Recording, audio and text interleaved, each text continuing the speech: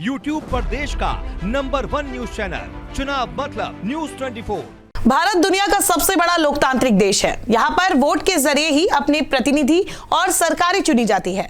लेकिन अखिलेश यादव के गठबंधन साथी और आरएलडी प्रमुख जयंत चौधरी शायद ये बात भूल गए हैं।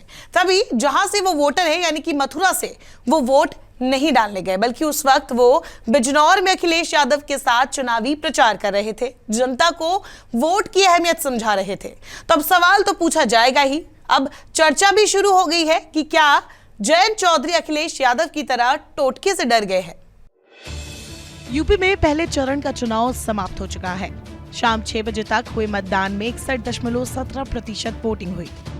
सभी लोकतंत्र के इस महापर्व में अपना योगदान देने पहुंचे, लेकिन आरएलडी के प्रमुख जयंत चौधरी अपना वोट डालने मथुरा नहीं पहुंचे। जयंत वोट डालने नहीं जाएंगे, ये सुबह ही साफ हो गया था। इस पर जयंत ने कहा था कि वो सपा राष्ट्रीय अध्यक्ष अखिलेश यादव के साथ चुनावी दौरे पर बिजनौर में है, इसलिए वोट डालना मुमकिन नहीं है। हालांकि सवाल है कि हर तरफ से संपन्न जयंत चौधरी के लिए वोट डालना मुमकिन कैसे नहीं हो सकता था, जब जयंत के गठबंधन साझेदार अखिलेश यादव हेलीकॉप्टर से प्रचार के लिए जा सकते हैं, तो जयंत वोट डालने क्यों नहीं? कुछ जानकार मानते हैं कि इसके पीछे टोटके और अंधविश्वास का साया भी हो सकता है।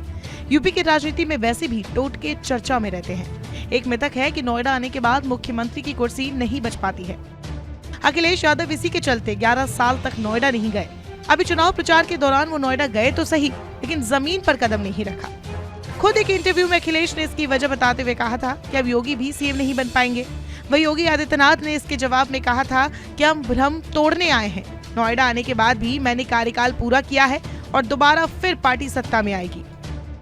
वह जयंत चौधरी के वोट न डालने के ऐलान के बाद बीजेपी ने भी उन पर हमला किया है। जयंत चौधरी के मतदान न करने पर बीजेपी प्रदेश प्रवक्ता राकेश त्रिपाठी ने कटाक्ष करते हुए कहा, जयंत चौधरी जो कहते हैं उस पर अमल नहीं करते। वे जनता से तो वोट की अपील कर रहे हैं, लेकिन खुद वोट डालने से ज्यादा चुनाव प्रचार को महत्वपूर्ण मानते हैं। जयंत चौधरी को पता लग गया है कि गठबंधन की हार सुनिश्चित है। बीजेपी की प्रचंड लहर के संकेत पहले चरण के मतदान के बाद दिख जाएगा।